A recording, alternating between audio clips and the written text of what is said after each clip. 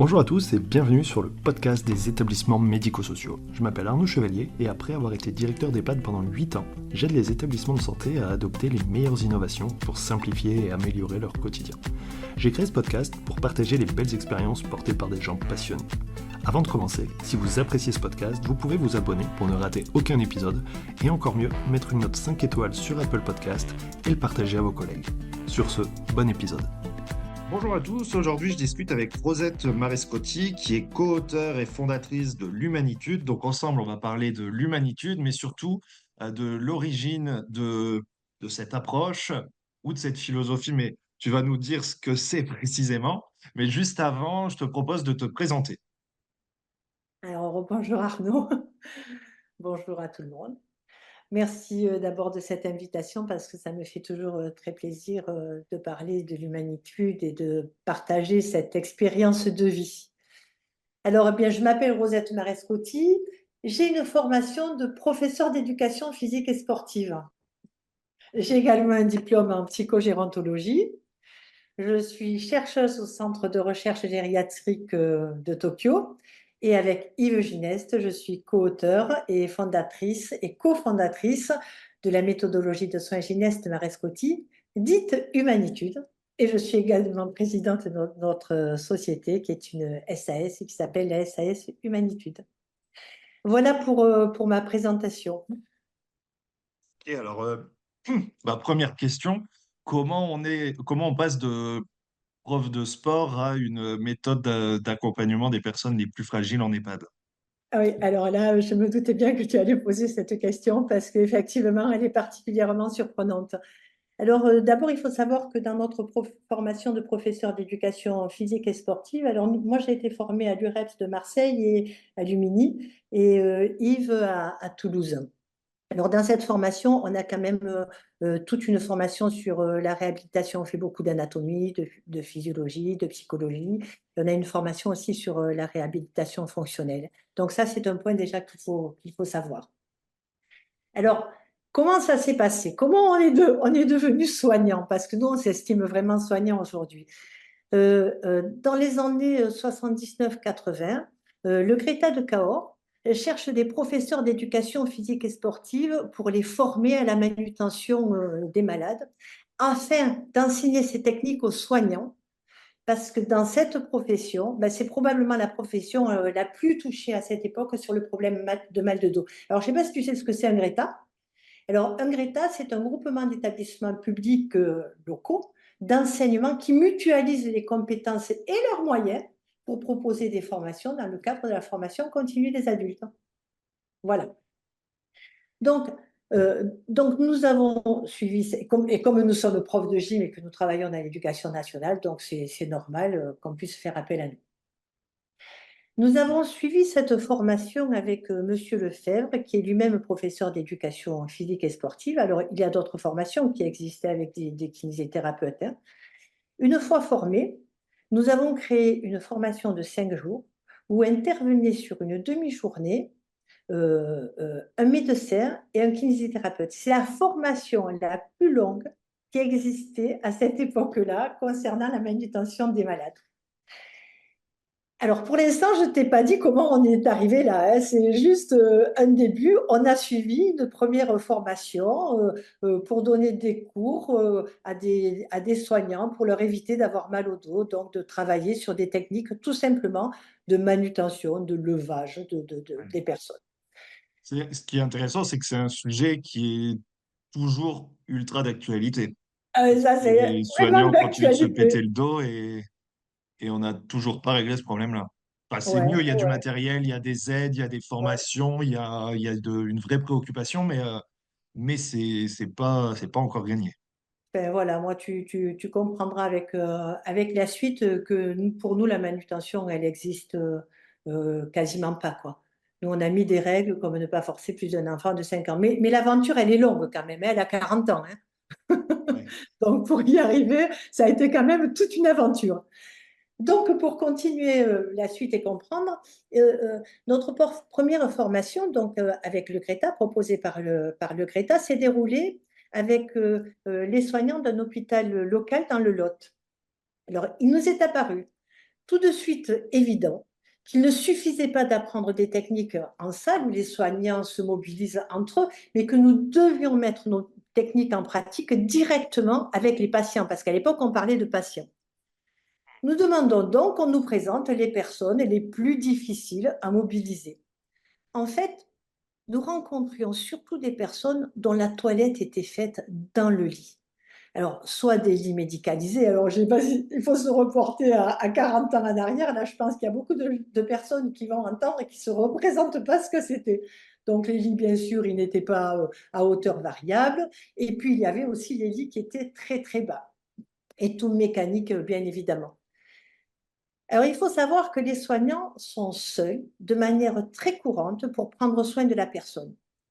Et bien sûr, travailler seul et toujours penser, je peux t'assurer que c'est une véritable catastrophe pour le dos. Donc, nous observons le soin de toilette avant d'intervenir pour la manutention et ensuite, nous proposons les techniques. Les mots qui sont toujours dits aux patients sont, enfin, les mots dits par le soignant sont ne bougez pas, ne faites rien, on s'occupe de tout, on va bien s'occuper de vous.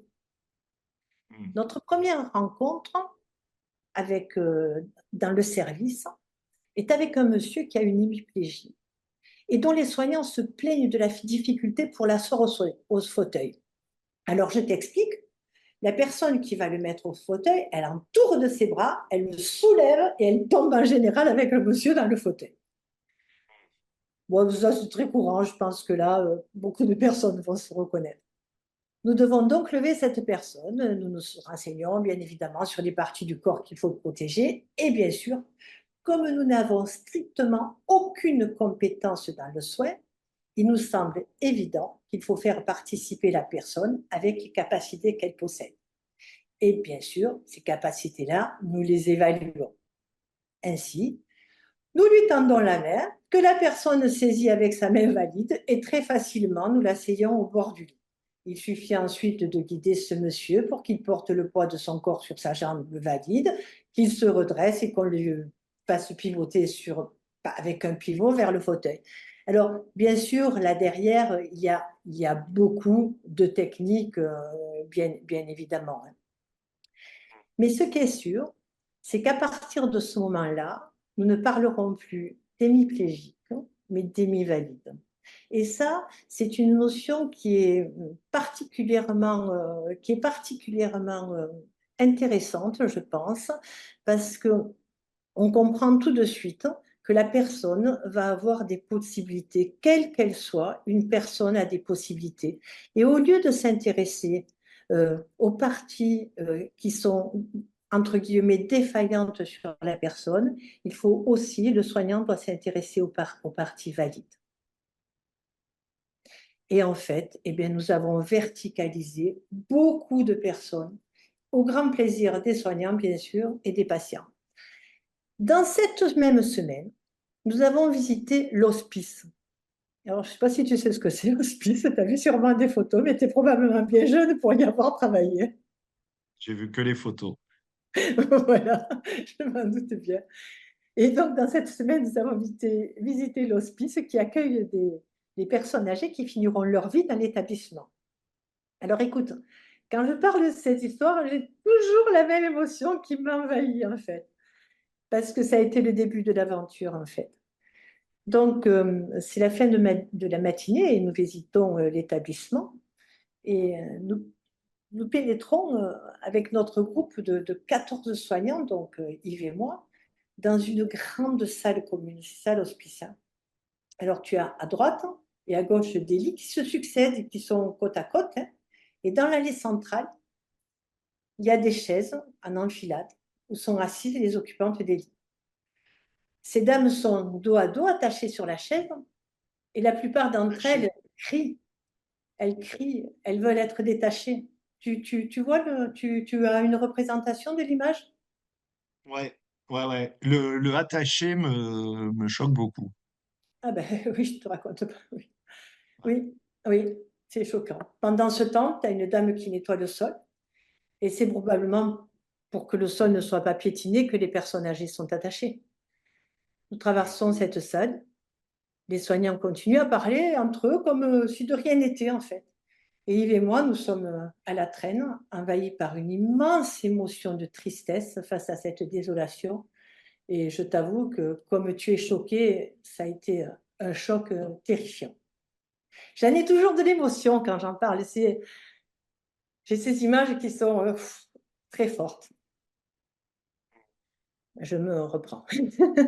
Non, mais ce que ça m'évoque aussi, c'est que on peut se plaindre beaucoup de l'EHPAD, mais on peut se dire aussi que quand on regarde d'où on vient, ce qui est pas non plus, c'est le début des années 80, donc c'est pas non Ouais, plus le Moyen Âge, ouais. même si ça paraît un peu moyenâgeux, mais c'est que ça a quand même bien évolué. Ah ben moi je Au pense moins se dire ça. que la gériatrie c'est vraiment le service qui a le plus évolué dans les soins, hein.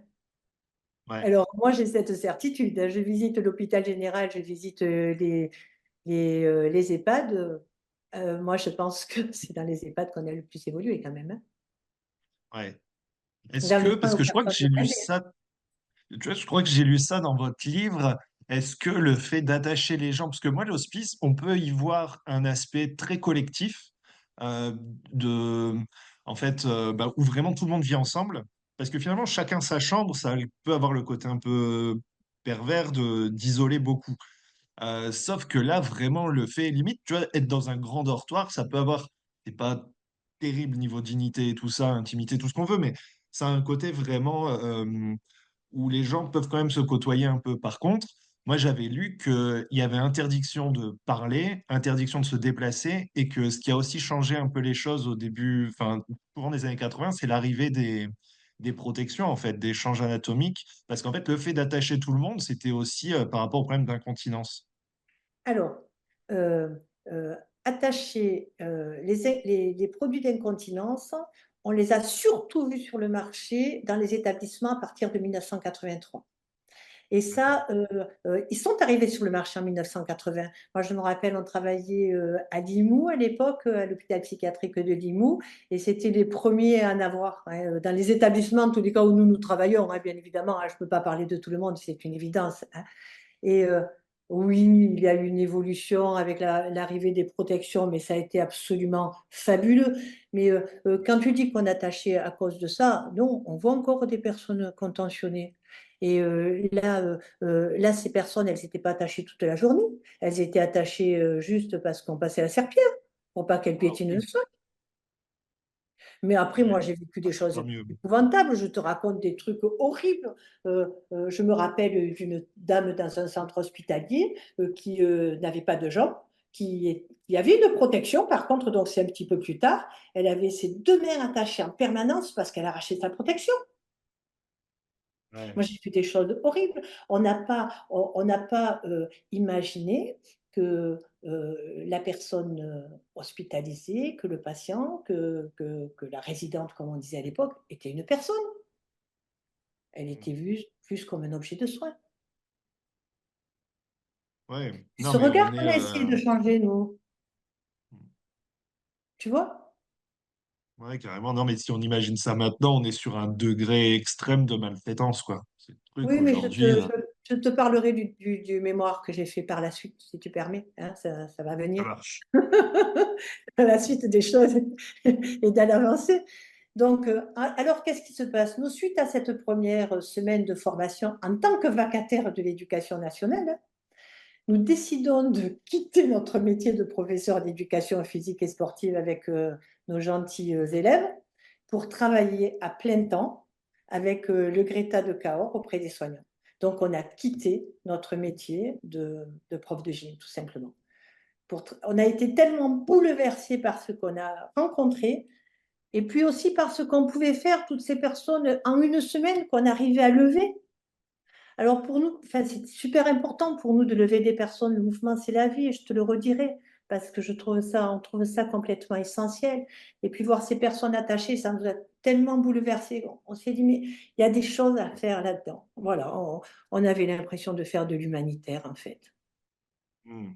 Voilà, on a été. Alors, je pense que c'est le fait aussi qu'on soit deux, hein, ça nous a permis de. On a vraiment décidé de changer, tout simplement. Voilà. Ah, c'est pas rien, hein? Non. Alors, toujours est-il qu'à cette époque, nous travaillions autant dans les hôpitaux généraux qu'un hôpital psychiatrique, et c'est ainsi en fait que s'est construit notre expérience et la création d'outils. Et en fait, c'est ce que nous appellerons plus tard la méthodologie de soins Gineste Marescotti. Mais ça a pris du temps, hein. Moi, je le dis maintenant, mais ça a pris du temps, cette construction-là. Mm. Alors, les formations se déroulaient en fait super bien, hein. Nous avions de super évaluations, hein, pas de problème, hein. On nous a même demandé de représenter la France dans le domaine de la formation continue, donc avec le Greta. Et avec beaucoup d'émotion, nous avons présenté notre formation à Cahors devant 80 ministres ou représentants de ministres de nombreux pays. Nous étions vraiment reconnus comme une très très bonne formation. Ça, cependant, nous constations que les résultats, eh bien, n'y étaient pas. Parce qu'à l'époque, après avoir formé les soignants, nous revenions un an après pour voir le groupe qui avait été formé. On reprenait exactement le même groupe et ils avaient toujours les mêmes problèmes de mal de dos. OK. Et pour cause, hein, ils continuaient à faire les toilettes au lit, à travailler seuls, sous prétexte, bien évidemment, qu'ils n'étaient pas assez nombreux. Voilà. Donc le Ouais, pas problème de mise de en dos ne application, quoi. pouvait pas se régler comme ça. Tu veux bien répéter? J'ai pas entendu. Oui, je dis en fait, il n'y a pas de mise en application. C'est OK, j'imagine, on C'est fait la ça. formation, on se dit c'est super, c'est ça qu'il faut faire, mais nous, ça marchera pas parce qu'on n'est pas assez nombreux. Donc en fait, le lendemain, on Voilà, reprend les bonnes vieilles voilà. mauvaises habitudes. Et puis en plus, vraiment, ils nous entraînaient dans le fait de leur montrer des techniques où ils pouvaient travailler seuls. Donc nous, c'est ce qu'on faisait parce qu'on ne connaissait rien au début à ce métier-là et on pensait que c'était comme ça. Donc on leur montrait des techniques, mais on est prof de gym, quoi. On est super technique. Ce ne sont pas des profs de gym, les soignants. Donc nous, on s'est parfaitement rendu compte de toutes ces erreurs-là, tout simplement, hein. Et voilà, nous avons compris en fait, après, ce qui s'est passé, c'est que tu as bien compris qu'on faisait beaucoup marcher les personnes dans les services et nous avons alors compris que leur santé, en fait, elle ne leur intéressait pas, elle ne les intéressait pas. C'était pas important. Ce qui était important, c'était la santé des personnes. Par contre, là, ils s'y intéressaient. Et ils étaient beaucoup plus sensibles à la santé des patients. Et donc, nous avons décidé de travailler non pas exclusivement sur la manutention, mais aussi sur le soin. Et ainsi, nous avons revisité toutes nos techniques en mettant des principes, des évaluations plus précises sur le nombre de soignants pour chaque manutention. Et notre règle, c'était de ne pas forcer plus qu'un enfant de 5 ans et travailler toujours dans la douceur. Donc, on a créé vraiment des techniques. On leur a prouvé qu'en travaillant sur des réorganisations, ils pouvaient travailler différemment. Alors, nous, on a eu la chance quand même d'avoir des établissements qui nous suivaient. Et dans certains établissements, on a compris que tout ça, c'était possible parce qu'on arrivait à changer les organisations. Alors ça, j'aime autant te dire qu'on a formé des tas et des tas d'établissements, des tas à cette époque-là, de soignants qui n'appliquaient pas. Mm. C'est sûr, bien évidemment. Parce que tu avais à l'époque, alors c'est plus cette mentalité que l'on a aujourd'hui, mais il faut vraiment se resituer dans un contexte de 30, 40 ans en arrière, où quand tu avais un soignant qui te disait, oui, mais moi, en faisant ainsi, comme on nous a montré, ça se passe bien, et puis la personne, on peut la lever. Ben, tu avais l'autre soignant qui disait, eh ben, puisque tu sais le faire, t'as qu'à le faire. Ça ne se passe plus comme ça aujourd'hui, heureusement, enfin j'espère du moins. Voilà. Donc il faut vraiment se remettre dans le contexte de l'époque, hein. Ouais, ce qui est Donc, intéressant, c'est l'état d'esprit et c'est c'est vrai que ça, les soignants, tu vois, les soignants qui prennent pas assez soin d'eux, ça reste aussi un sujet c'est ça. très Mais bien sûr, important et d'actualité. c'est ça. Et du coup, dans une logique de conduite du changement, c'est intéressant de voir que bah, parfois on peut avoir une bonne idée, un bon concept, mais il faut aussi que ça prenne, quoi. Et parfois, en changeant un petit peu l'angle, c'est ça. ça va marcher beaucoup mieux parce que sinon les gens ça leur parle pas et ça me surprend tellement pas de dire que si on dit aux équipes si vous faites ça c'est mieux pour vous pour pas vous casser le dos, mais si on leur dit si vous faites comme ça c'est mieux avec la même méthode exactement c'est mieux pour votre patient parce que ou votre résident pour telle et telle raison, et ben là pour eux ça va faire le déclic et ils vont accepter, ils vont le faire, ça va leur Alors, parler en fait. ça peut leur parler et ils peuvent éventuellement le faire. Mais tu vas comprendre on en parle tout de suite, effectivement, parce que c'est normal et ça répond à ta question et je reste toujours, j'essaye de rester dans ma progression de l'historique. Mais effectivement, nous, c'est dans cette forme de pérennisation que nous avons cherché à faire par la suite. On a la chance d'avoir rencontré, d'avoir formé un réseau.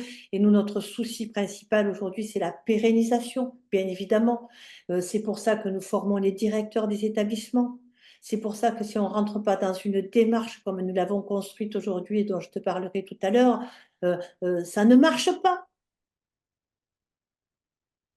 Il ne faut pas que ce soit des techniques individuelles.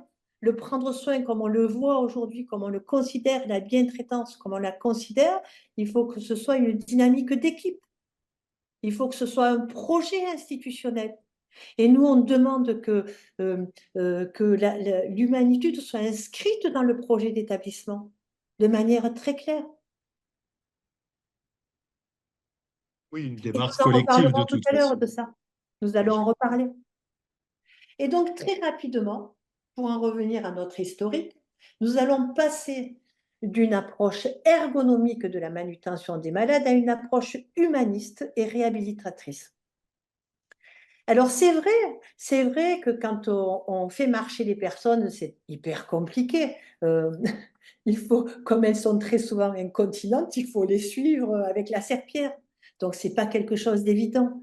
Et nous, c'est vrai que dans ces années 83 où les protections sont arrivées sur le terrain, nous, écoute, avec Yves, on allait voir les économes des établissements et alors, on leur disait, voilà, quand vous mettez une alaise sur la personne, parce qu'elle urine, cette alaise, il va falloir la laver.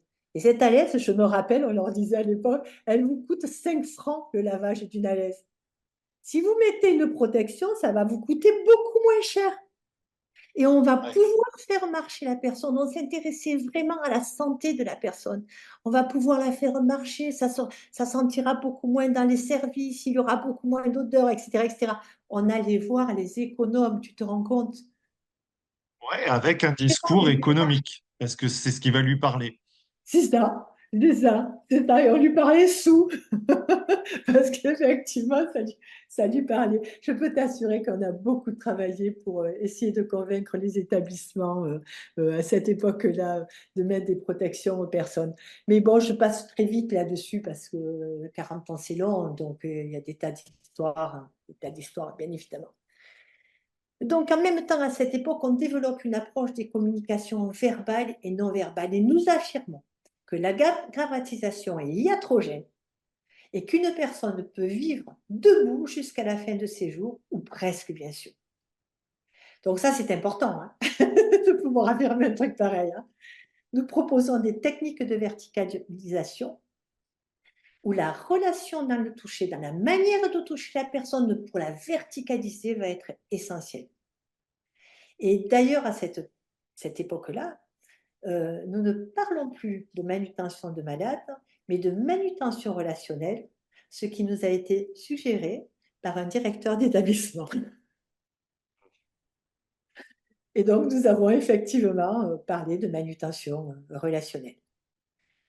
La verticalisation, ça maintient la santé. Nous le savons tous. Le soignant doit, avant tout, bien sûr, protéger la santé de la personne dont il prend soin. C'est son rôle. Et nous concentrons donc notre attention sur ce point, améliorer la santé, si possible, bien sûr, mais surtout ne pas nuire. Et donc, bon, je t'en parlerai plus tard, mais on définit ce qu'est un soignant. Et donc, nous cherchons un moyen pour verticaliser les personnes le plus souvent possible et le plus longtemps possible. Et ça, pendant la période de soins. Parce qu'on va dire aux soignants, vous êtes des soignants. Et quel que soit votre acte de soin, il est fait pour améliorer la personne. On ne lave pas une personne juste pour la laver, juste pour qu'elle soit propre. Bien sûr, l'hygiène est importante et on y tient à ce que l'hygiène soit importante. Mais si on profitait de ce temps pour améliorer sa santé, donc la toilette, c'est devenu l'élément majeur pour cet objectif. En effet, la toilette, c'est ce qu'on a constaté avec Yves, ça a vraiment été notre démarche, c'est un soin quotidien qui dure 20 minutes en moyenne. Tout service confondu, hein, c'est-à-dire que ce soit de la chirurgie, de la médecine, enfin, tout service confondu, c'est une moyenne de 20 minutes. On travaillait dans tous les services, donc les moyennes, on pouvait les faire. Nous constatons que 20 minutes de verticalisation par jour et une personne ne sera pas grabataire.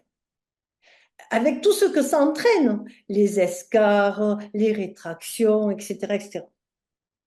Nous travaillons donc sur les organisations afin de pouvoir être à 2 soignants pour que la toilette soit faite à 2 parce que c'est nécessaire.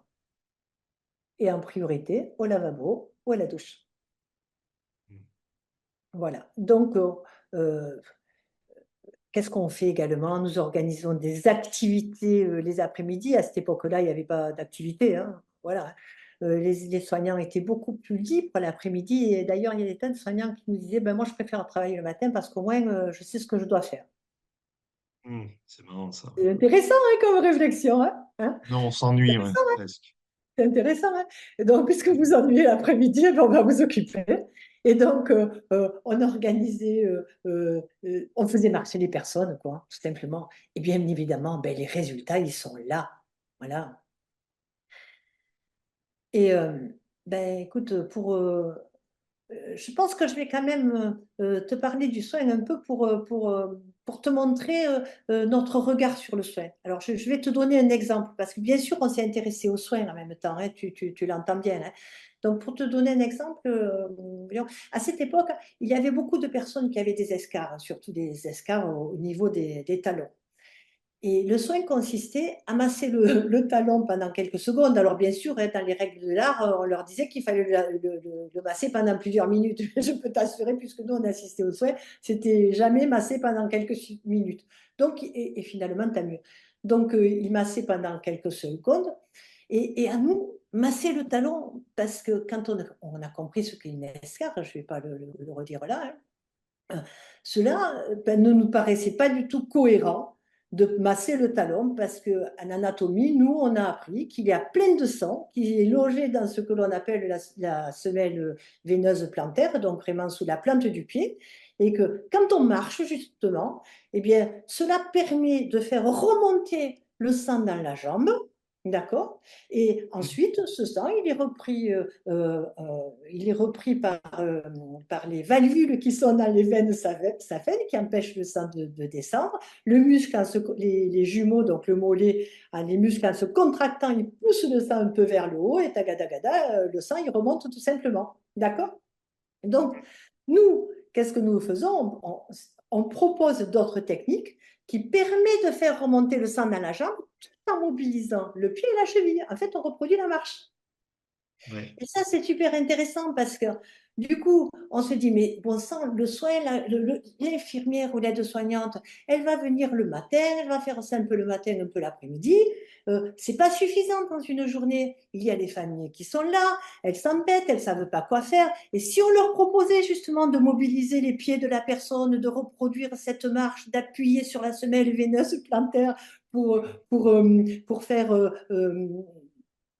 pour nourrir en fait ce talon et faire avancer tout simplement le sang dans la jambe.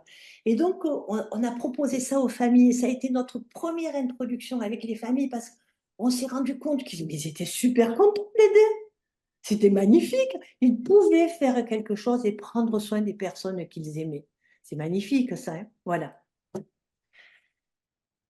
Et donc là, c'était un exemple. Et bien sûr, on s'est intéressé, tu l'as bien compris, à d'autres points du soin, puisqu'on était présent au moment de la toilette. Et puis ensuite, on a fait la toilette avec les soignants. Et comme nous travaillons sur la toilette, en fait, dans ce même temps, en travaillant comme ça avec les établissements qui nous suivent, ce sont les établissements qui nous disent qu'ils ont une diminution de 70% des douleurs lombaires. J'ai fait une étude sur un hôpital en Haute-Vienne. Enfin, je n'ai pas fait une étude, hein, c'est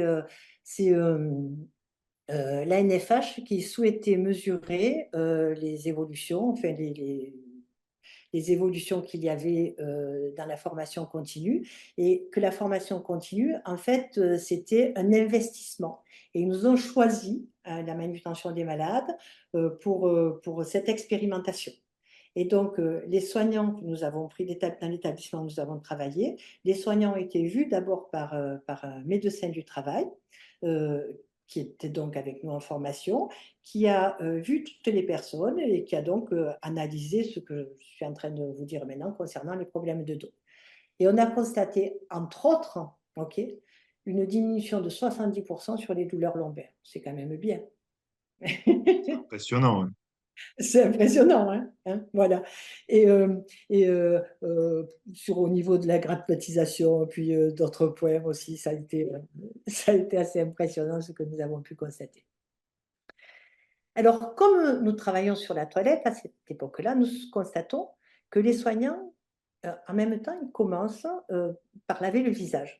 Ce qui déclenche, parce qu'on commence du plus propre au plus sale, et à l'époque, on disait que le plus propre, c'est le visage, d'accord? Ben, je comprends en même temps qu'ils aient ça, c'est parce qu'il faut se remettre à cette époque-là, ils avaient deux gants, un gant pour le haut, comme ils disent, comme ils disaient, et un gant pour le bas. Voilà, tu vois un peu. Donc forcément, ils utilisaient le gant pour le haut, pour le visage. Voilà. Donc, il commence par laver le visage et on constate que chez certaines personnes, ça déclenche des cris de l'opposition que le soignant a du mal à contrôler, bien évidemment. Et nous comprenons très rapidement que commencer par le visage, donc ce qui est dit le plus propre, c'est-à-dire donc ce visage est probablement c'est le plus sable, ainsi que les mêmes, parce qu'en effet, hein, tu as de la bave, tu as les restes du manger, du repas, le nez qui coule, tu t'es touché le sexe toute la nuit, tu te mets les mains sur le visage. Bon, enfin, inutile de te dire que ce n'est pas forcément le plus propre. En revanche, le visage, c'est une zone qui socialement ne se touche pas facilement par des inconnus, d'accord? Mais c'est aussi une zone qui est bourrée de récepteurs sensitifs. Et il suffit d'avoir la représentation du schéma corporel, hein, et l'homonculus pour avoir cette vision-là sur le schéma moteur et sensitif. Donc, nous allons préférer commencer une toilette par le dos et par le visage, parce qu'en fait, par le dos plutôt que par le visage, parce que dans le dos, il y a très peu de récepteurs. Et c'est une zone que l'on peut toucher, qui se touche très facilement socialement. On met facilement la main sur l'épaule de quelqu'un. Voilà. En fait, c'est comme si on faisait des préliminaires à la toilette pour toucher des zones qui vont être plus compliquées à toucher par la suite.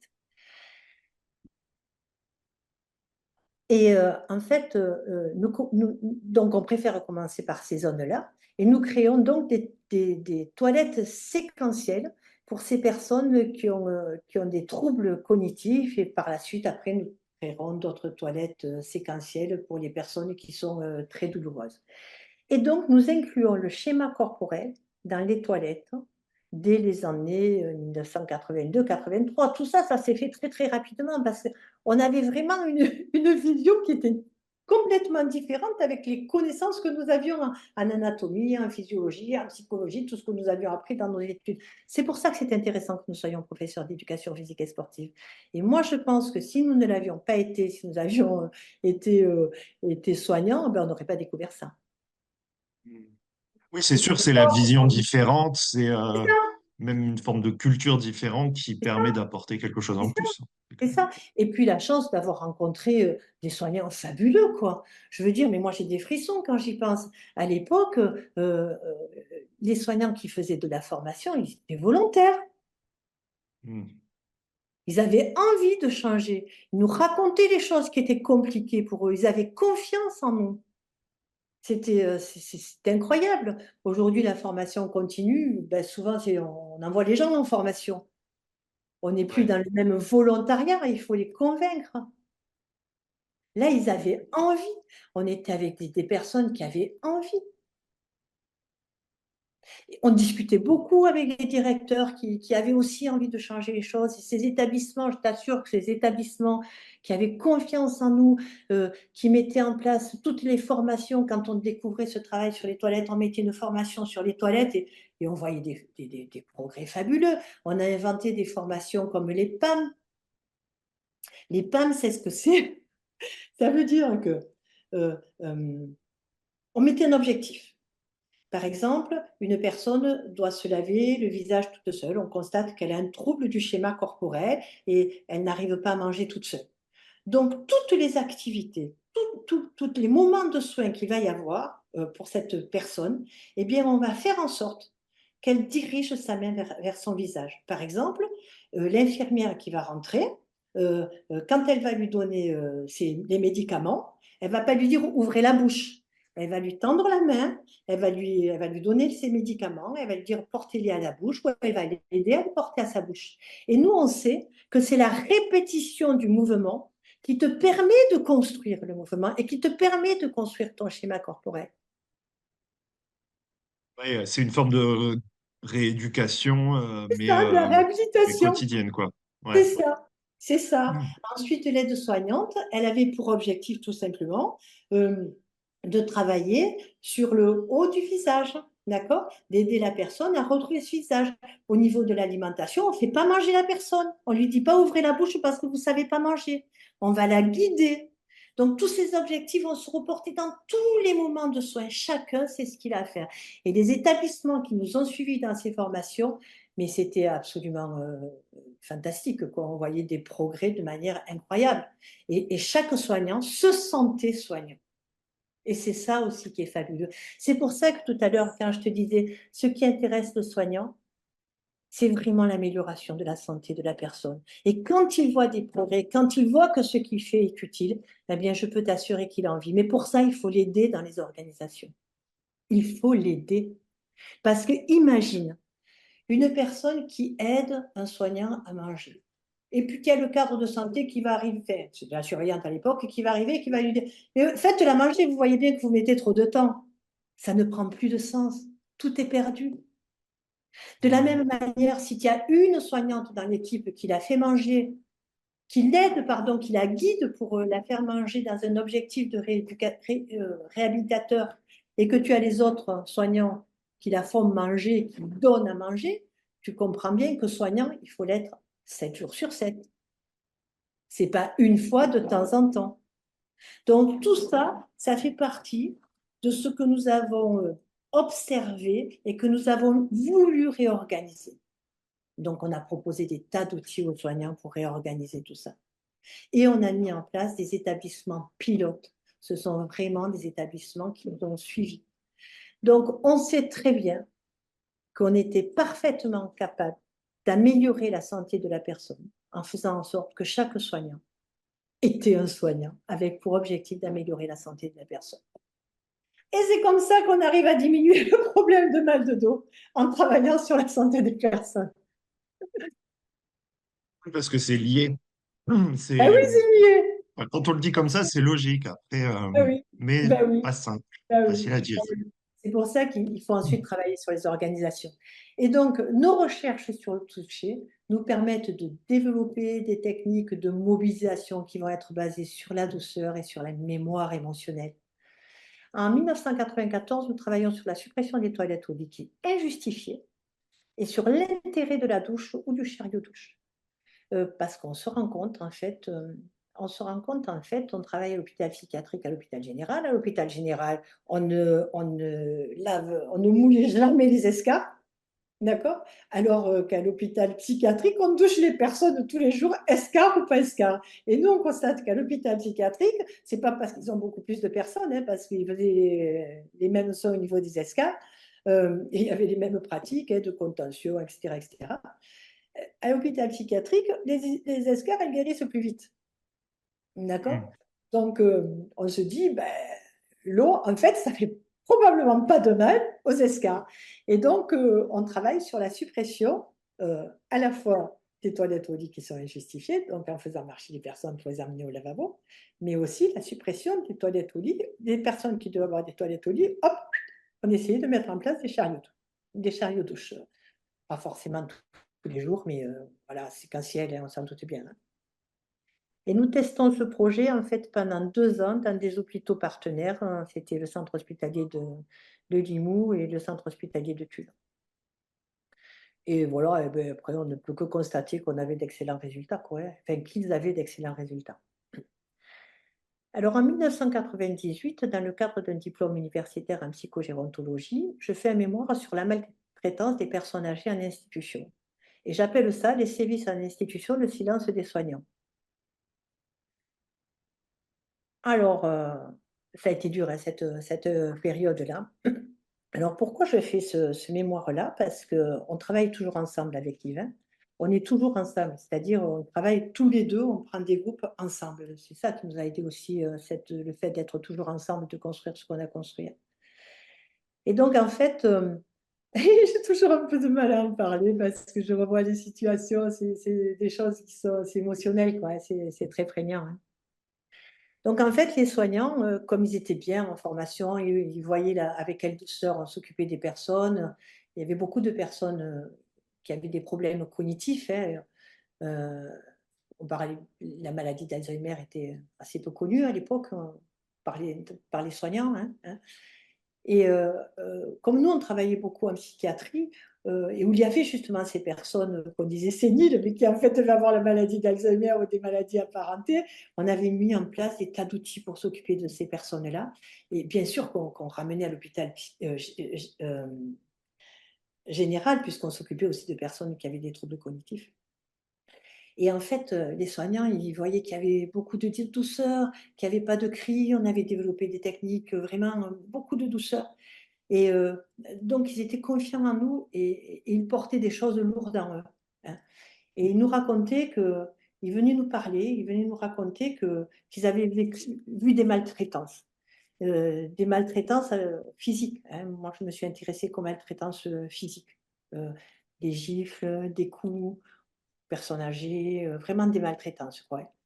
Et, et, et voilà, et qui ne pouvaient pas le signaler, parce que quand c'était signalé, ben, effectivement, c'est le constat que j'ai fait par la suite. Hein. Quand c'était signalé, ben, c'est la personne qui signalait, en fait, qui, qui était mise à l'écart de l'équipe. Hein. Qui est Et, sanctionné. ouais, et qui était sanctionnée. Alors, moi, j'ai entendu une fois une soignante me dire, mais faut-il être maltraitant pour pouvoir aller ailleurs? Hein. Des fois, à la limite, on envoyait cette personne dans un autre service qui semblait être plus gratifiant. La personne qui maltraitait. Hein. Voilà. Mm. Bon, enfin, bref. Donc, je reste sur ce mémoire. Hein, et donc, je fais un mémoire où j'interroge les personnes qui m'en ont parlé. Je les enregistre. Et donc, moi, je dis que l'institution est une zone de non-droit, tout simplement. Voilà. Et que l'équipe protège l'institution et voilà, et l'institution ne protège pas le maltraitant, protège le maltraitant et pas la personne qui signale, tout simplement. Mais en même temps, je me rends compte que dans toutes ces maltraitances qui sont signalées, ce sont des grosses maltraitances, c'est des coups, hein, je te parle de coups, hein. Ce sont faits par des personnes qui sont en burn-out, en fait, parce qu'on ne s'est pas occupé de ces gens-là. Si on s'en était occupé, ça ne serait pas arrivé, quoi. Il y a des maltraitances institutionnelles, bien sûr, mais moi, ces maltraitances dont je suis en train de parler là, et sur lesquelles j'ai travaillé, ce sont des maltraitances de personnes en burn-out, ou de personnes alcoolisées qui restaient dans l'établissement et qu'on ne mettait pas dehors, qu'on n'aidait pas à se faire soigner, tout simplement. Et si tu es en burn-out, des fois, ce n'est pas pour rien. Parce que je peux t'assurer que quand tu t'occupes d'une personne qui hurle pendant la toilette et qu'on te dit il faut la faire et que tu es obligé de la faire, eh bien, c'est horrible. Parce que moi, ça m'est arrivé une fois. D'accord? Et je me suis juré que plus jamais ça ne m'arriverait. Et c'est d'ailleurs comme ça qu'est né le report de soins. Parce que c'est absolument horrible. Voilà. Et donc, forcément, quand tu ne te sens pas en accord avec ton métier, il y a un moment où tu peux être en burn-out, c'est tout, c'est évident. Voilà. Donc, toujours est-il qu'en faisant ce mémoire, ok, moi, je me rends compte que je n'ai plus envie du tout de parler de maltraitance, mais de bientraitance. Et là, on construit des outils de bientraitance. Donc, nous inventons alors le concept de bientraitance qui, d'ailleurs, est devenu une politique nationale en France en 2006. Ouais. Alors moi, ce que je voudrais quand même dire, parce que souvent quand on parle de bientraitance, les gens disent ouais, comme si on était maltraitant. Voilà. Alors nous, nous faisons la différence entre la bienveillance et la bientraitance. Parce que la bienveillance, eh ben, moi j'estime que comme n'importe quel citoyen, on doit être bientraitant et encore bienveillant, pardon. Et encore plus bienveillant, si vous voulez, quand on est soignant.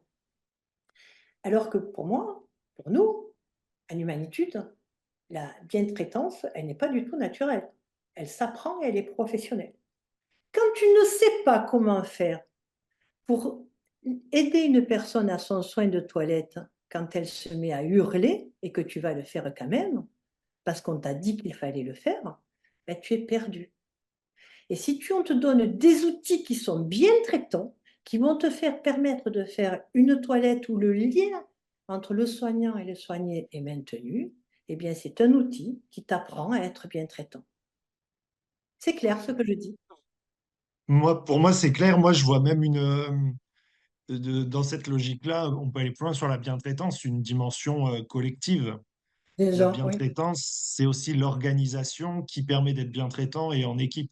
Tandis que la bienveillance, je le vois aussi comme quelque chose de plus intime, lié à la personnalité, lié à la manière d'être. Alors, Euh, moi, dans cette manière d'être, moi, je dis que c'est les savoir-faire qui te permettent d'être ce que tu as envie d'être. Parce que quand je te reprends cette image, je te reprends cette image de la toilette parce que la toilette, c'est le point le plus compliqué quand tu es avec une personne qui a un trouble cognitif et qui la refuse. Ça peut être terrible. Parce que ça va jusqu'à, tu as des personnes qui ne crient pas, mais qui tombent en syndrome de glissement. Tellement ils oui, ou sont. qui deviennent agressifs, ou qui... Non, mais oui, Oui, c'est sûr. voilà, exactement. Donc, il y a de la technique individuelle et puis après, il y a une technique collective, hein, bien évidemment, d'organisation, etc., etc. Mais la technique individuelle, elle est indispensable, hein. C'est vrai Elle est qu'après, il y a une indispensable. dimension C'est ce technique. C'est qu'on vrai apporte qu'au-delà aussi, hein. de... Ouais, mais parce que le savoir-être, c'est une notion de être plus à l'écoute, être souriant, prendre le temps, être attentif. Ouais. Et ça, Ah, la c'est- personne, elle le ressent. Et c'est vrai que parfois, on pourrait être ouais, sur quelque chose de plus technique pour accompagner, emmener la personne qui s'apprend, c'est sûr. Alors, c'est bien que tu me poses cette question, que tu m'en parles comme ça, parce que du coup, ça me permet de te donner des exemples. En fait, euh, le soignant, il n'a pas appris la relation. Et Non. il va se comporter avec la personne dont il prend soin, comme il se comporterait dans la rue avec une personne qui l'agresse. D'ailleurs, quand on fait les transmissions, on dit cette personne, ce résident, cet habitant, il est agressif. Agressif, plus, plus, plus. Nous parlons de défensif quand même, hein. On ne parle pas de personnes agressives, hein. On parle de personnes défensives. Ça veut bien dire quelque chose, hein. OK? Il est agressif, plus, plus, plus. Qu'est-ce que tu fais face à un agresseur quand tu n'as pas appris? Eh ben, tu le regardes comme quelqu'un qui t'agresse, hein. Ça veut dire tu vas le regarder de haut, d'accord? Quand tu regardes quelqu'un de haut, ça veut dire quoi? Tu le regardes de travers, tu ne lui parles plus et tu te dépêches pour faire le soin. Donc, c'est exactement ce que nous avons constaté et c'est ce qui nous a permis de construire les piliers de l'humanitude, qui sont les piliers relationnels, le regard, la parole, le toucher, que nous avons professionnalisés pour construire une technique relationnelle. Parce Ouais. qu'on se comporte naturellement.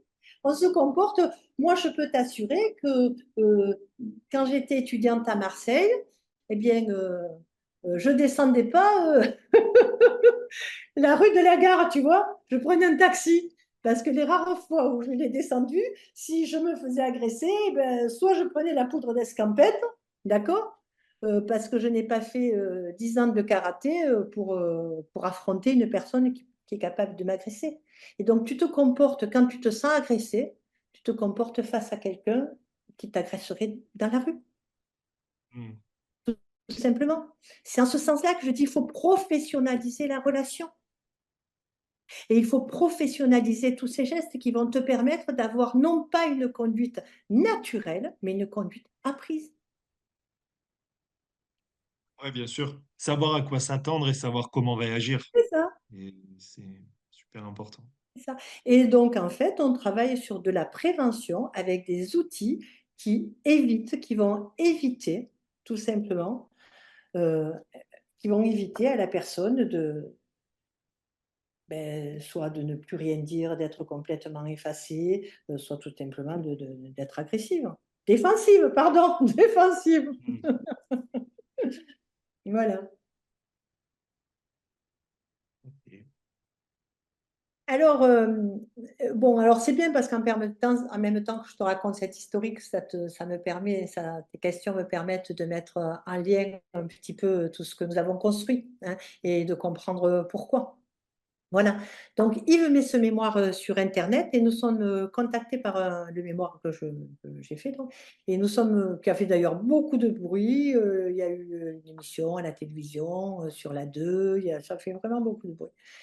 Yves met ce mémoire sur Internet. Oui, ça fait beaucoup de bruit parce que je suis aussi la première à parler des maltraitances en institution. En institution. Yves met ce mémoire sur Internet et nous sommes contactés par un sociologue qui s'appelle Michel Bugawet et qui travaille pour la STAS au Québec. La STAS est un organisme paritaire.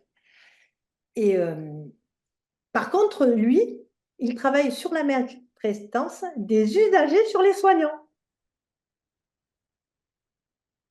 D'accord? Ok. Voilà. Alors, c'est super intéressant parce que cette rencontre, c'est vraiment le début d'une nouvelle aventure.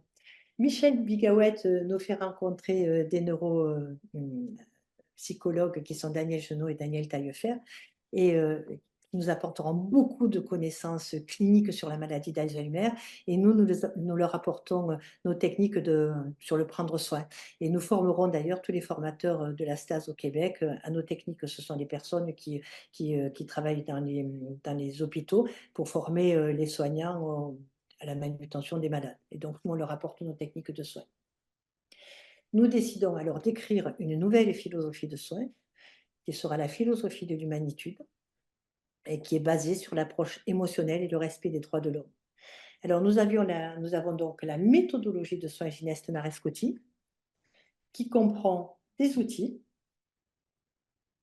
et qui comprend la philosophie de l'humanitude. Donc, une réflexion qui s'interroge sur l'homme. Nous proposons en 2001, on propose le concept de milieu de vie, vivre en institution comme à la maison, avec les valeurs fondamentales de l'humanitude qui vont être zéro soin de force, pas de contention abusive, vivre et mourir debout jusqu'au bout, et particulièrement la liberté d'aller et venir, en interrogeant toujours les soignants sur qu'est-ce que l'autonomie de la personne, c'est-à-dire la capacité de savoir ce qui est bon pour soi, d'accord? Et toujours respecter la citoyenneté de cette personne. Ce n'est pas parce qu'on rentre en institution que l'on perd sa citoyenneté.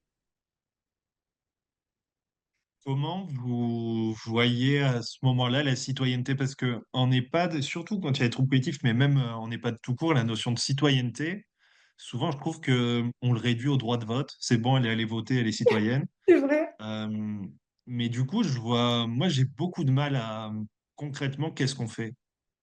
Eh ben, qu'est-ce qu'on fait? Alors déjà, c'est intéressant parce que nous, on a une formation en vie sociale qui va beaucoup parler de ça, hein. Mais concrètement, déjà, quand la personne rentre en institution, je ne sais pas si tu as remarqué, mais très souvent, on commence par lui prendre sa carte d'identité, sa carte vitale, etc., etc. Carte Donc, bancaire surtout et son chéquier. pardon? Sa carte bancaire surtout. Et sa carte bancaire aussi. Donc, déjà, ça, on ne le fait pas. D'accord. Euh, Aujourd'hui, à l'institution, hein, on n'est plus dans ces hospices, donc chaque personne a son appartement, a son logement.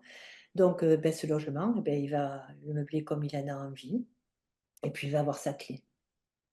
Ouais. Voilà. En tant que citoyen, c'est une personne libre, hein. Il y a cette liberté qui nous est si chère à nous, les Français. Donc, c'est pas possible tout d'un coup de l'empêcher de se lever dans son lit en lui mettant des barrières, s'il a la possibilité de se lever. Par peur, parce que toutes ces libertés que l'on va entraver, c'est par peur qu'on les entrave. Oui, c'est sûr. C'est par peur qu'il se casse le col du fémur. C'est par peur que c'est ce qui est fou. Donc, on va attacher les gens par peur qu'ils se cassent le col du fémur. Vous comprenez, il n'a pas d'équilibre et il tombe. Eh ben, nous Mm. avons travaillé dans les établissements où on décontentionne les personnes. Alors, on ne les décontentionne pas comme ça du jour au lendemain, hein. On les fait beaucoup marcher. Et quand quand ils ont bien marché, je vous assure qu'ils sont contents d'aller au fauteuil et de se reposer. J'ai envie Donc, de se lever, ouais. Mm. oui, c'est ça. Non, mais c'est ça, il y Mais a toute une ça logique. marche, c'est pareil avec la liberté d'aller et venir. Celui qui veut sortir, une fois qu'il a fait le tour du pâté de maison, qui est fatigué, c'est bon, il n'a C'est plus envie de ça. sortir. C'est ça, il revient. Et puis surtout, on s'est rendu compte qu'il y avait des établissements où on arrivait à ne plus attacher les personnes, hein, que ça allait bien, hein. Alors moi, j'adore Philippe Cron qui s'occupe de la vie sociale en humanitude et qui nous dit, mais si les établissements mettaient autant d'argent pour permettre aux habitants de rester dans l'établissement, ils n'auraient pas besoin d'en mettre autant pour éviter qu'ils sortent. Oui. Ah oui? Voilà, Non, mais c'est clair. c'est clair. Et c'est une évidence quand on dit ça. Donc, c'est toute une réflexion que l'on porte autour de ça, tout simplement, hein. Voilà. Donc, eh bien, la personne a la clé de sa chambre, et ça, cette demande, elle doit être systématiquement faite. OK? Elle n'est pas sous tutelle. Pourquoi on va l'empêcher d'avoir sa clé? Ça n'a pas de sens. Vous savez qu'on enferme certaines personnes pour pas qu'ils sortent de la chambre. Mm. Pour pas qu'ils errent dans les couloirs. Eh ben, s'il y a des personnes qui déambulent dans les couloirs, posons-nous la question pourquoi ils déambulent. Peut-être que leur histoire de vie font qu'ils vont déambuler. Et puis, au lieu d'aller réveiller toutes les personnes en regardant dans la couche culotte s'ils ont fait pipi et les changer, occupons-nous de ces personnes qui déambulent. On ne réveille pas une personne qui dort. D'autant plus qu'aujourd'hui, les protections sont hyper performantes. Une protection de nuit peut contenir jusqu'à 3 fois la capacité d'une vessie. Donc, si elle est Ouais, posée au bon moment et correctement, je peux vous assurer, il n'y a pas il de n'y a pas de problème. risque. Ouais. On n'a pas besoin de réveiller la personne. Ah oui, mais s'il tombe, bah oui, il risque de tomber justement parce qu'on est rentré dans la chambre et qu'on l'a réveillé. Mm. Et ça, c'est super important parce que le réveil, c'est ce qui fait quand une personne, enfin, je sais pas, moi, je peux vous dire qu'en vieillissant, hein, je me réveille souvent et c'est pas forcément facile de se rendormir. Et quand on connaît le petit train du sommeil, hein, je vous assure que c'est important de préserver le sommeil des personnes. Le matin, c'est pareil, nous avons mis ça en place. On ne réveille pas une personne qui dort. On va travailler sur les organisations. C'est tout ça c'est toutes ces réflexions qu'il C'est faut qu'on. tellement évident, hein. Ah ouais, c'est évident, mais c'est pas facile à mettre en place. C'est vraiment un travail de collectif. C'est ce que tu disais tout à l'heure. C'est un travail de collectif. Tu peux pas, toi, le décider seul soignant parce que tu es convaincu de ça. Tu peux Mm. pas. C'est pas possible. Si ton directeur n'est pas convaincu, si le cadre de santé n'est pas convaincu, si le médecin n'est pas convaincu, c'est pas possible. Ouais, ça marchera pas. Et Il puis, manque une organisation. il faut aussi le temps que cette approche-là, enfin, que cette vision-là, elle se partage. Et moi, ce que je me dis aussi, c'est souvent bah, le directeur, le médecin, le cadre, enfin, on va dire les gens qui sont moins directement sur le terrain, ils ont peut-être un peu plus le temps et l'habitude de se poser. Ils sont confrontés à toutes ces questions. La difficulté, c'est aussi que les équipes, elles sont un peu dans l'urgence, dans l'action. dans le poste aussi au quotidien qu'il faut recommencer chaque jour et qu'il y a très peu de cette possibilité de temps un peu philosophique de réflexion sur qu'est-ce qu'on veut faire, comment on veut le faire, qu'est-ce qui est bien, qu'est-ce qui est pas bien. Et c'est pour ça qu'on est dans une routine.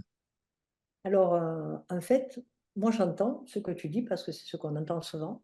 Mais ben, moi aujourd'hui, je suis tellement heureuse qu'il y ait des établissements labellisés qui ont l'obligation de mettre en place les outils que l'on propose, hein, sinon le label, plus, ok, ou même qui partent dans une démarche humanitude et qui ne vont pas vers le label, mais qui mettent en place ces outils. Et ça marche parfaitement bien. Et on y arrive parce qu'on n'a pas les mêmes quotas qu'avant quand même, hein, personnel, il ne faut pas l'oublier, hein.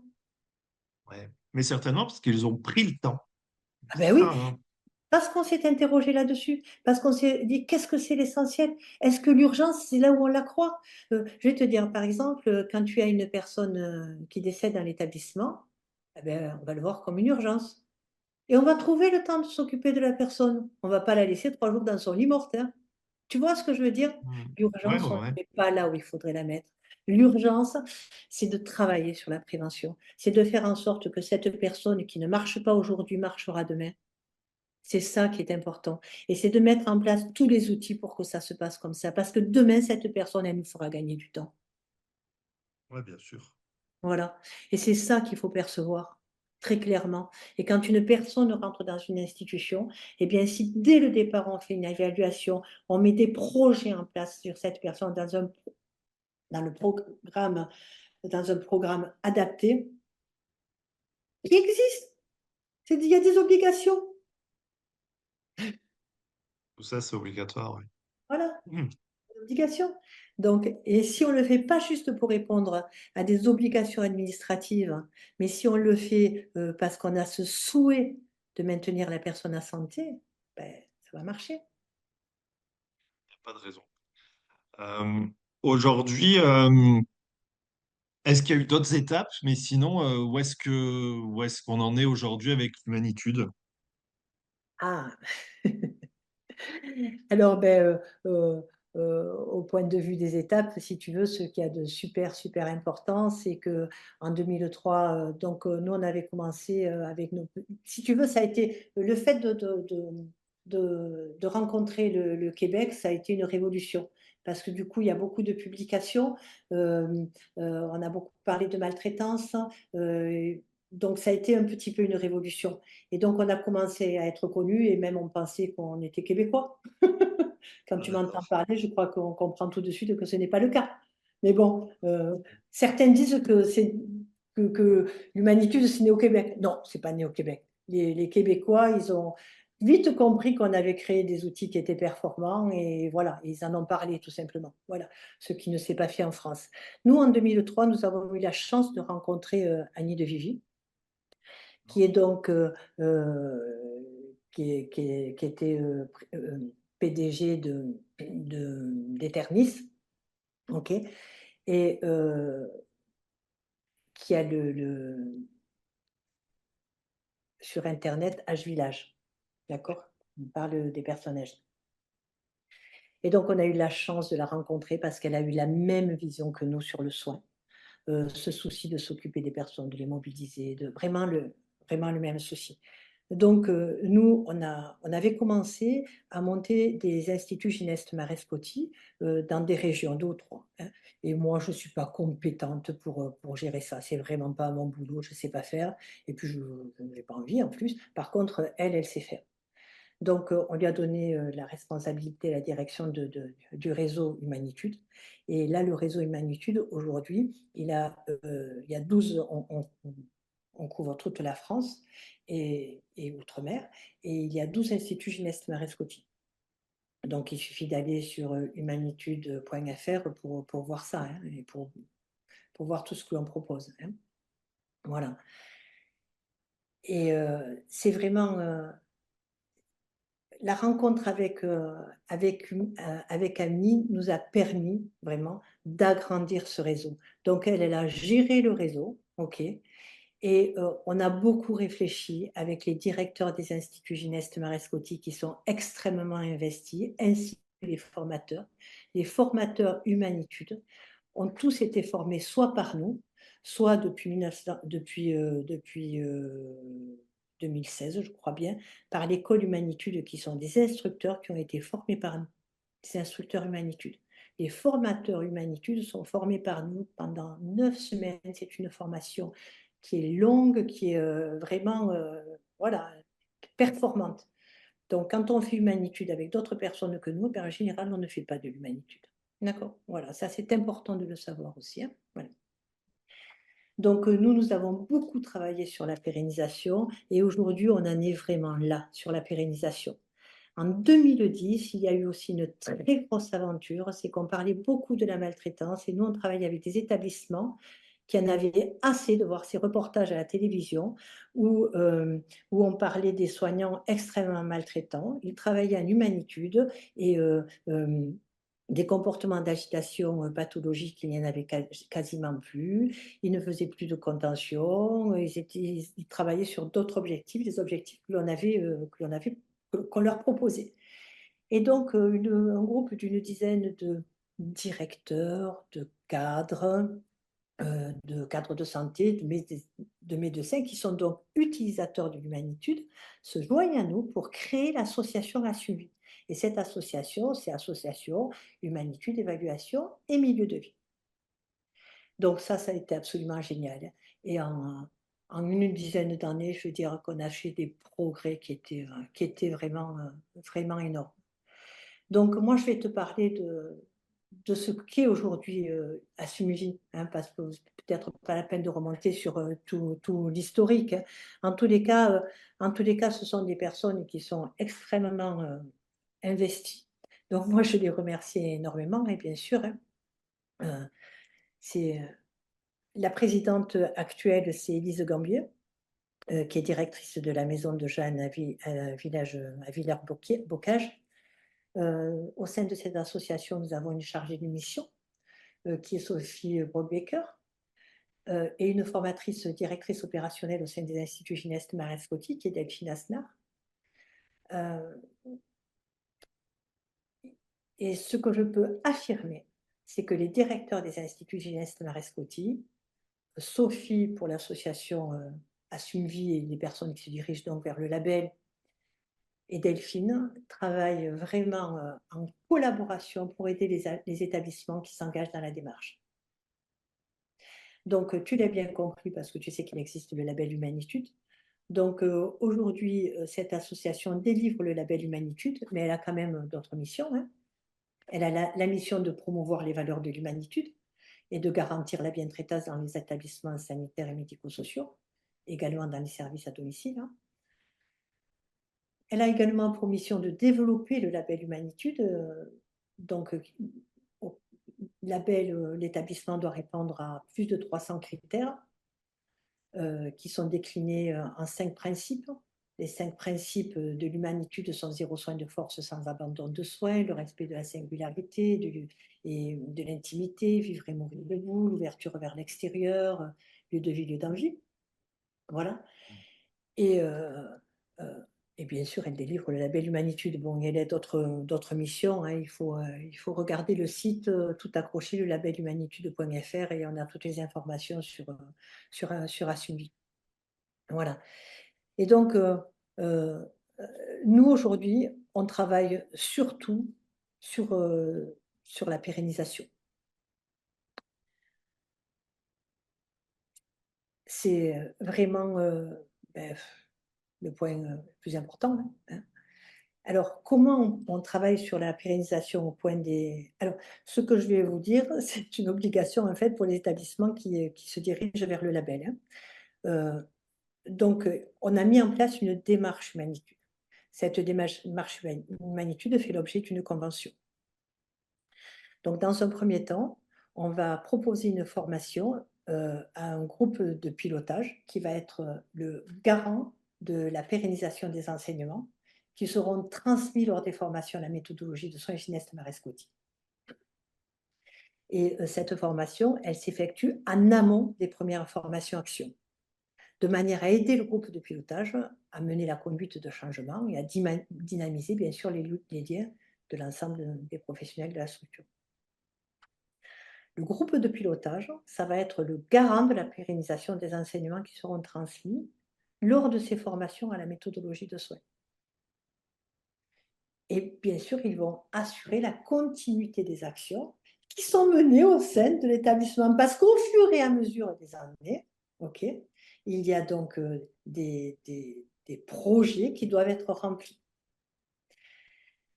Nous utilisons une plateforme, un logiciel qui s'appelle Encodea et sur lequel sont déclinés les 5 principes et les 300 critères auxquels il faut répondre. Et donc, c'est un outil qui permet de visualiser les progrès que vont faire les établissements. Tous les ans, Ok. au moins pendant 3 ans, puisque nous, on dit que le label, on peut l'obtenir en 3 ans, mais en fait, on peut l'obtenir en plus de 3 ans. Tous les ans, les établissements doivent faire une auto-évaluation qui se passe donc sur le logiciel.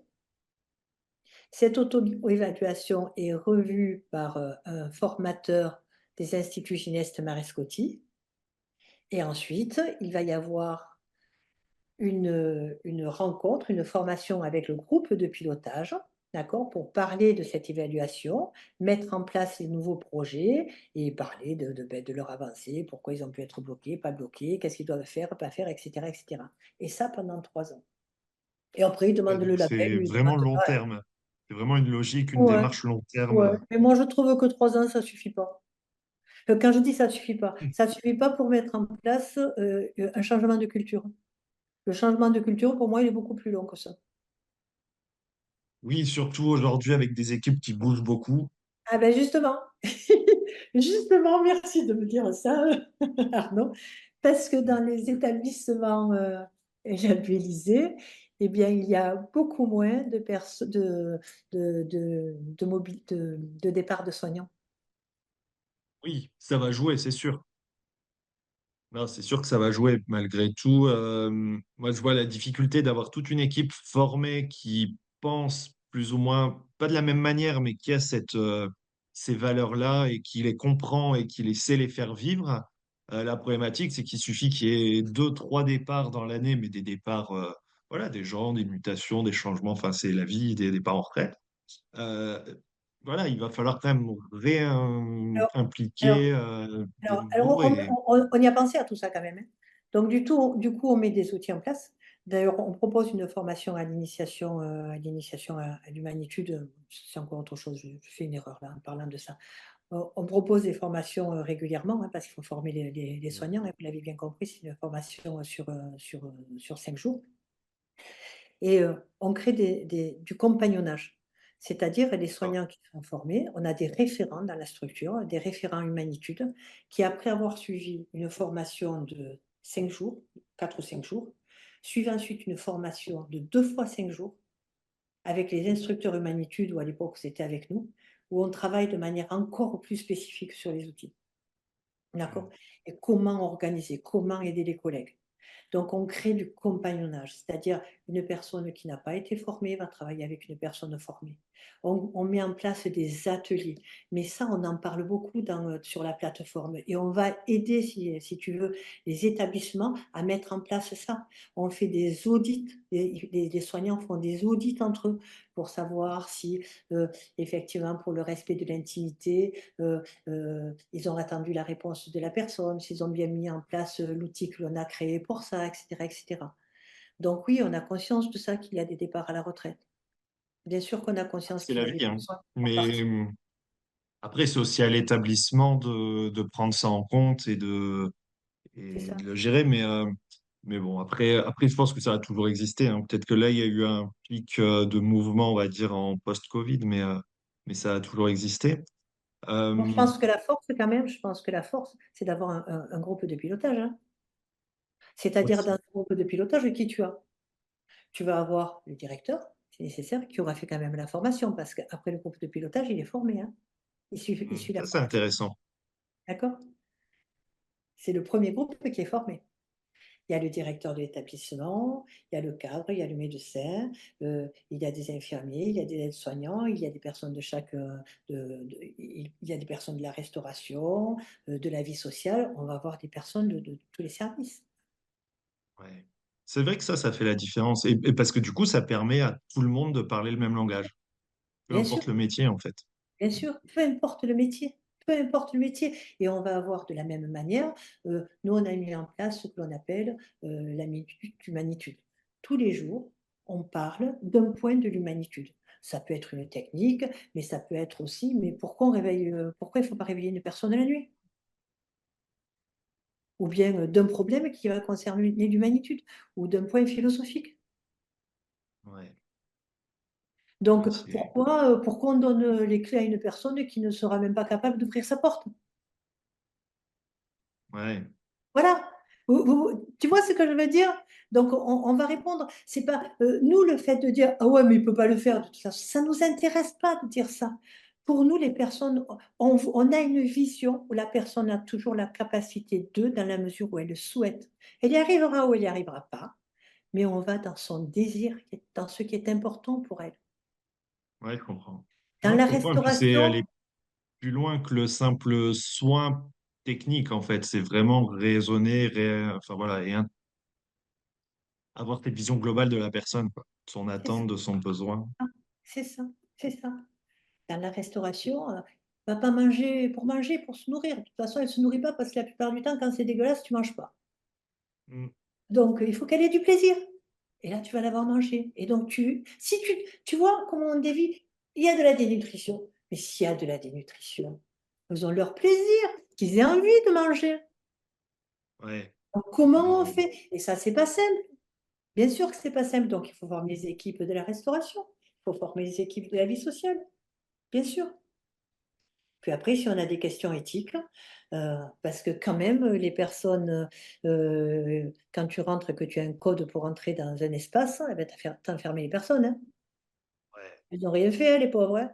Elles n'ont pas tué, elles n'ont pas. Ben, il vaut mieux réfléchir à pourquoi tu le fais, hein, et se demander qu'est-ce Mais qu'on pourrait c'est pas vrai faire qu'on arrive autrement. Hein. sur l'éthique, hein, sur toutes ces questions difficiles Ah, qui compliqué, demandent auxquelles on ne sait pas la toujours discussion. répondre. Ouais. Auxquelles on ne sait pas toujours répondre, auxquelles je ne sais pas toujours répondre, moi non plus. C'est le principe de la question éthique. Ben, voilà. Euh, pour conclure, peut-être, ce serait quoi la prochaine étape? Ah, il est là.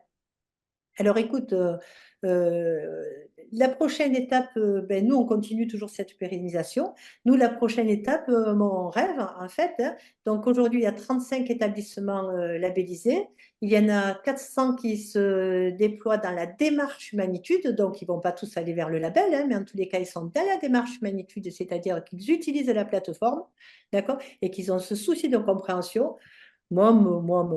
Notre démarche, c'est de démultiplier, bien évidemment. Et puis surtout, faire en sorte que ça puisse rentrer dans les écoles, dans les IFSI. On se bat pour ça. On se bat pour ça. Et Et c'est dur, pourquoi hein. ça marche pas? Parce que ça paraît tellement logique aussi et depuis le temps, parce que je veux dire, tout le monde connaît. Pourquoi ça bloque en IPSI? Pourquoi ça m'a... Un IFSI, tu m'as dit? Ouais. Excuse-moi, j'ai pas entendu la fin de la phrase avec Bah, Internet. pourquoi ça bloque en IFSI? En Ah, gros, mais pourquoi pourquoi c'est pas ça déjà fait? bloque? Ben, pourquoi ça bloque un IFSI? Écoute, nous, on a rencontré tous les ministères, tout ce que tu veux. Et on nous dit en général, mais vous savez, si vous étiez professeur d'eux et très connu, ça y serait depuis longtemps. Ouais. Ah. Ah, mais vous êtes connu. Après, Vous êtes professeur, mais pas là, en médecine. ce qu'il y a, on nous dit que chaque euh, enseignant a le choix dans ce qu'il peut faire. Voilà. Ouais. Donc, on travaille dans des IFSI. Il y a des IFSI qui mettent en place l'humanitude. Il y en a. Hein. J'en ai formé. D'accord. Oui. Ah, Mais vous voulez le au généraliser, Luxembourg, ce par qui serait exemple, ils l'ont logique. intégré. Nous, on connaît des tas d'IFSI au Portugal où ils le mettent en place dans les IFSI.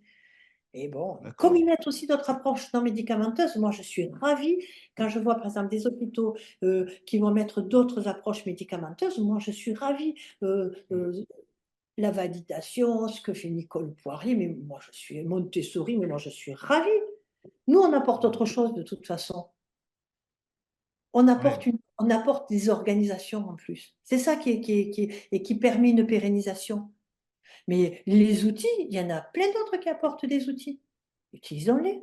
Pourquoi pas? D'ailleurs, tous les ans, on fait un colloque sur les approches non médicamenteuses et il n'y a pas beaucoup de personnes qui font ça, hein.